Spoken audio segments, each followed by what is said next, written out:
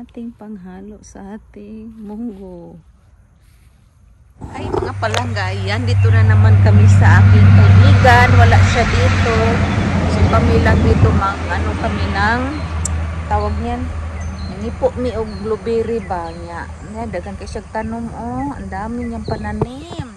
Tingnan natin, mag-investigate tayo ba niyang mga tanim. Meron siyang ano ba to? Tawag ampalaya, yan may bunga na Tapos meron din siyang mga asparagus, mayroon din siyang chicken, meron din siyang agoy, ang taba ng ano niya, ang tawag niyan kamunggay, malunggay, ayan. So ayan. Ayan ang mga mga ipuay. Tapos ayan diba? Blueberry na naman ang ating pitasin ngayon. Tapos na tayo sa cherries. Ayan, andun pa sa looban. Tapos marami siya. Garden. Yung garden niya. Ang ganda din ang garden niya. Sarap mangmitas. Wala yung may-ari. Pero allowed kaming mamitas ng blueberries. So ayan yung kanyang, ay patula pala to. Ay sikwa, patula sikwa. Ayan Ganda. Uy, masarap. Meron siyang ito yung ano niya Agoy, dami mang bi. Agoy. Daming bi, kalabasa. Ay. Pugihan gayud ni siya ba. So ayan. Mayroong ampalaya. May bunga na yung ampalaya. Ay, hindi pa pwede.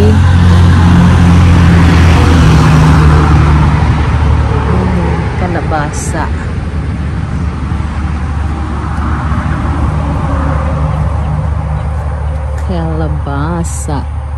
Wala pang bunga yung ampalaya niya, maliliit pa.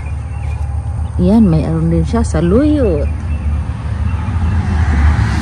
Tawag yan, sarap pamitasin. Dami niyang tanim. Siya lang mag-isa dito. At saka meron din dito. So yan. Zucchini, kamatis, sili. Dami yung sili. Dami niyang kamatis. Sili. Daming bunga ng sili niya. At saka talong. Yan, talong. Ay, sarap ng sili. Ay, kasarap ng sili. Ang daming bunga. May okra din doon. Ayan. Mangipo na ako mangipo na ako kuan blueberry kay init na. So ayan ang blueberries. Pakain siya hinog. Hilaw pa. Pero pwede na din ang uba ganito lang mag-ipo ng blueberries.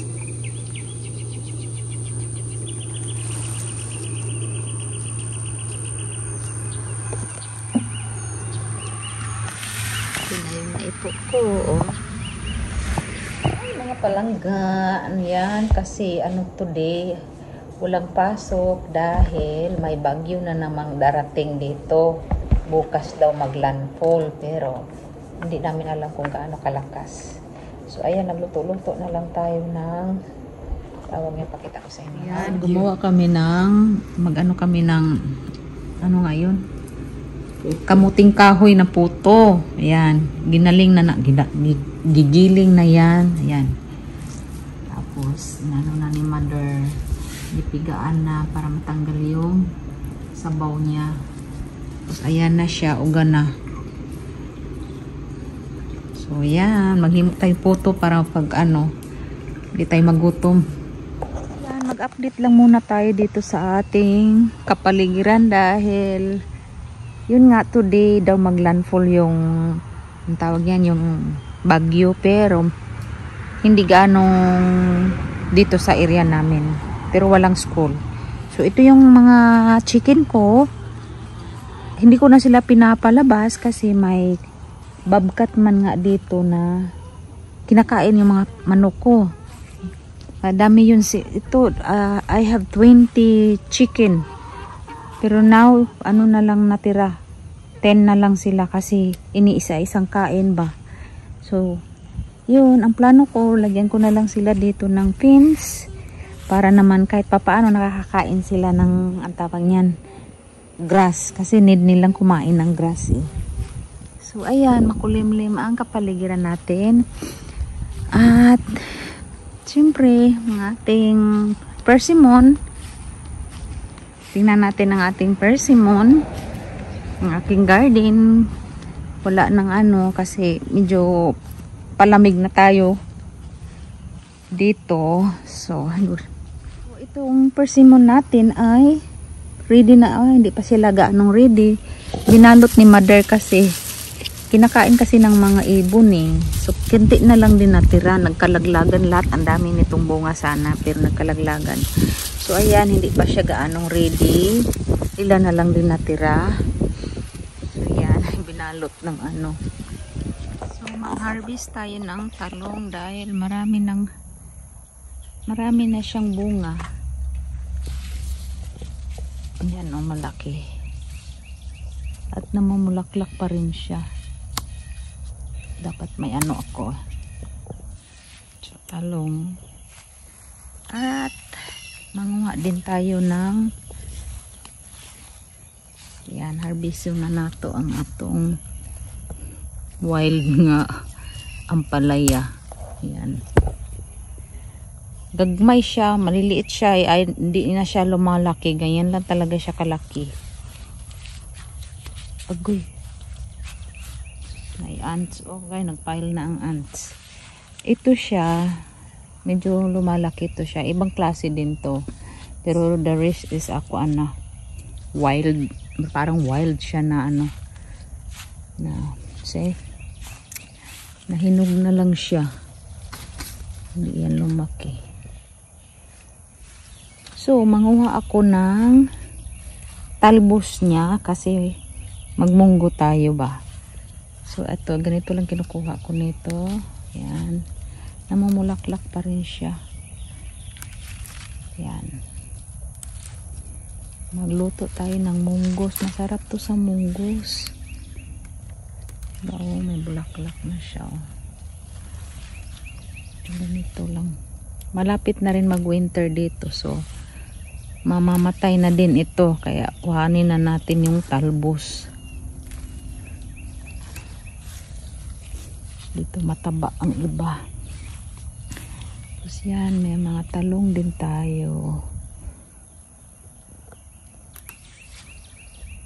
Wala tayong talbos. Ay, nataba ng talbos niya.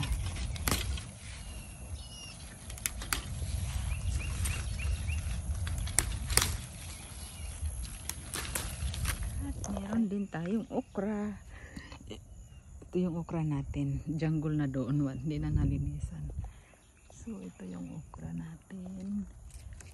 Ano din siya.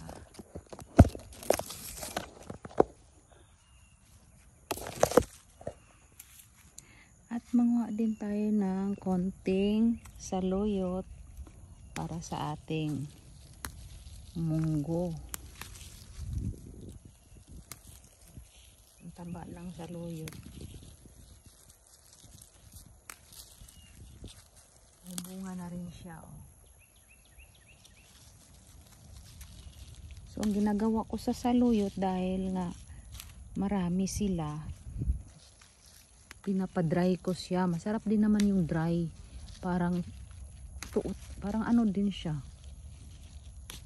Parang totoo din na gulay. Pag inano mo na sa, parang dried leaves lang din ng malunggay. Hindi naman nag-iiba yung lasa niya. Lasang saluyot pa rin. Yan, maraming bubuyog. Ay, bubuyog. Nagpo-pollinate yan sila. Tsaka yan ang aking sibuyas. Kaunti na lang natira sa sibuyas. Tapos manguha din tayo ng kaunting talbos ng kamuti. Ayan, talbos ng kamuti. Ayan. Talbos ng kamuti.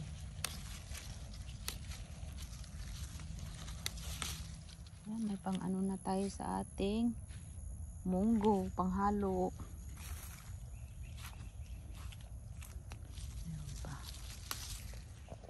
Ayan na ang ating panghalo sa ating munggo.